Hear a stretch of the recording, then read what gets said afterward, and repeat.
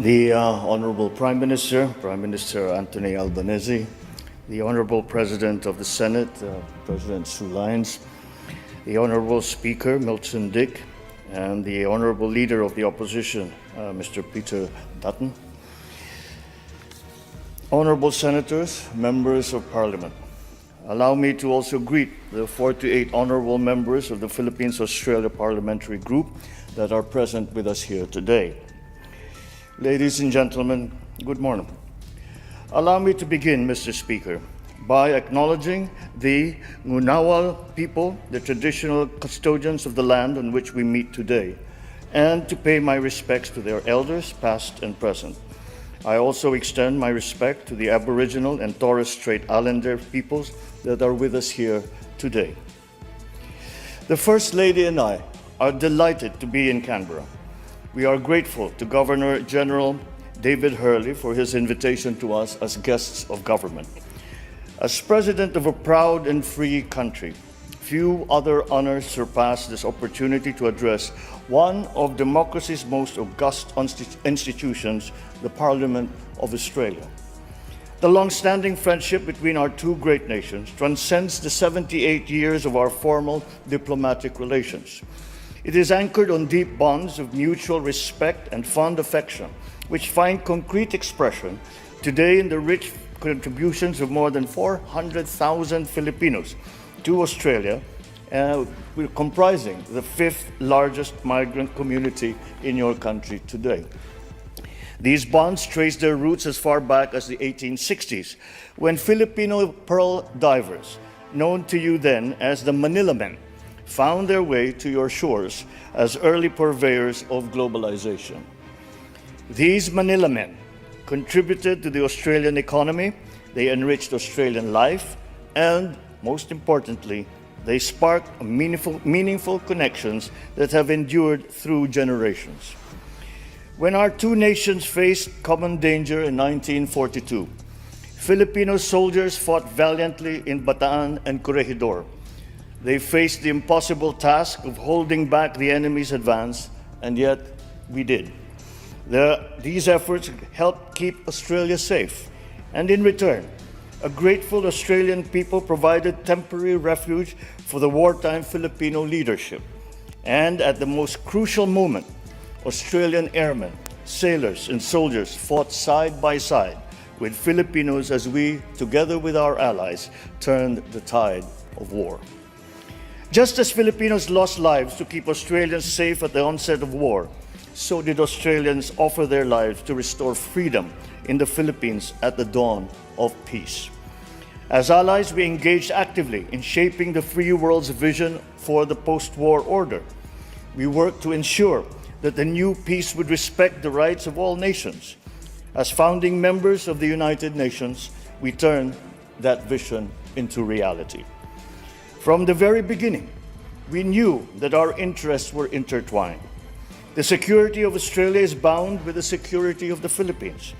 When my father accompanied Prime Minister Whitlam on a sentimental tour of Bataan and Corregidor in 1974, they reaffirmed that core principle. When I signed our strategic partnership with Prime Minister Albanese last September, we marked a milestone in our deliberate and steady effort to build opportunities for our peoples while contributing to regional peace.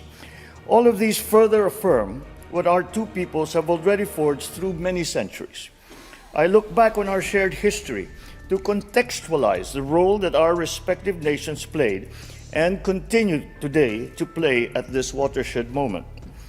Geopolitical polarities and strategic competitions threaten our hard-won peace, even as we remain beset by unresolved inequities and inequalities within and amongst nations. Powerful and transformative technologies can destabilize our political and social order. Climate change threatens our very existence. These tectonic shifts are acutely felt in the Indo-Pacific. It has become crucial for us now to envision the shape, the breadth, and the depth of our strategic partnership and how it must move forward as we weather the storms of global volatility. I see the way forward in building on the strong ties that have already been established between our citizens, between our economies, between our governments. Today, we add a further dimension to that relationship as we address concerns on our security and defense. We are called upon once again to join forces, together with our partners, in the face of threats to the rule of law, to stability, and to peace. For the Philippines, Australia plays a crucial role as one of only two partners with the Philippines, with which the Philippines has a visiting forces agreement. In August of last year, I witnessed Exercise Alon, our bilateral amphibious activity involving 560 Filipino soldiers, 1,200 Australian servicemen, and 120 U.S. Marines. Last November, we welcomed the inaugural maritime cooperative activity between Armed Forces of the Philippines and the Australian Defence Force in the Philippines' exclusive economic zone. Let this just be the beginning. Your leaders have always taken the position that the destiny of Australia is irrevocably linked to the destiny of Asia. Over the years, you have held true to this tenet. You have become a valuable member of Asia and of the Indo-Pacific community. Our two countries have always understood that without the predictability and stability of our rules-based order, our region would not have emerged as a driver of the global economy as it is today. We have long known that our prosperity and development are anchored on the peace and stability of the Indo-Pacific. Today, that peace, that stability, and our continued success have come under threat. Once again, we must come together as partners to face the common challenges confronting the region. Not one single country can do this by itself. No single force can counter them by themselves. This is why our strategic partnership has grown more important than ever. We must reinforce each other's strengths. We must protect the peace that we fought for during the war and have jealously guarded in the decades since. We must oppose actions that clearly denigrate the rule of law. As in 1942, the Philippines now finds itself on the front line against actions that undermine regional peace, erode regional stability, and threaten regional success. Then as now, we remain firm in defending our sovereignty, our sovereign rights, our jurisdiction. I shall never tire of repeating the declaration that I made from the first day that I took office. I will not allow any attempt by any foreign power to take even 1 square inch of our sovereign territory. The challenges that we face may be formidable, but equally formidable is our resolve. We will not yield. Then as now, the security and continued prosperity of the region of countries like Australia relies upon that effort. Just as we fought to build our rules-based international order, so are we now fighting to protect it. The protection of the South China Sea as a vital, critical global artery is crucial to the preservation of regional peace and, I dare say, of global peace. We have an abiding interest in keeping our seas free and open and in ensuring unimpeded passage and freedom of navigation. We must uphold, preserve, and defend the unified and universal character of the United Nations Convention on the Law of the Sea as the constitution of the oceans. We draw strength from the consistent and unequivocal support of Australia and the international community for the lawful exercise of our rights, which have been settled under international law. And so, on behalf of the Filipino people, I thank you, Australia, for standing with the Republic of the Philippines. Ladies and gentlemen, we demonstrate the depth and breadth of our security cooperation through regular exchanges between our armed forces and our coast guards, including in the areas of maritime security, counterterrorism, humanitarian assistance, and disaster relief. We collaborate to strengthen and seek new business links, to bolster our economic security, and to develop responses to economic coercion. We work together to promote and enhance the flow of environmentally sustainable investment and to explore cooperation on mineral resources development and climate and energy transition, amongst others. Indeed, we have made good progress since we signed our strategic partnership last year. Ultimately, our partnership finds its anchor in our common commitment to ensuring that this region keeps to the path of peace, builds resilience, remains focused on delivering dividends to our citizens and our communities. Beyond our bilateral horizon, we project the commitment in our continued adherence to ASEAN centrality, which we will have the opportunity to reaffirm at the special summit between ASEAN and Australia in Melbourne next week.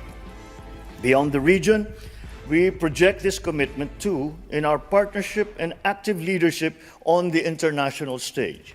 We collaborate closely with Australia to strengthen international security and universal adherence to international humanitarian law. I salute Prime Minister Albanese's personal commitment to our vision of a world free of nuclear weapons. It is a commitment that is shared by all peoples of Southeast Asia, with those of Australia and the Pacific Island states. Through the treaties of Bangkok and Rarotonga, our two regions serve as pockets of freedom from these destructive weapons. Within the ambit of the ASEAN Regional Forum and the Nuclear Non-Proliferation Treaty, our two countries are champions of nuclear disarmament and advocates for nuclear risk reduction. In the context of emerging technologies such as autonomous weapon systems and of new frontiers such as outer space and cyberspace, there is much room for our two countries to work together. Our collaboration in the United Nations demonstrates the need to continue to build bridges and to forge consensus towards decisive multilateral solutions. We cannot allow geopolitics to paralyze global governance. Now more than ever, we need multilateralism to work.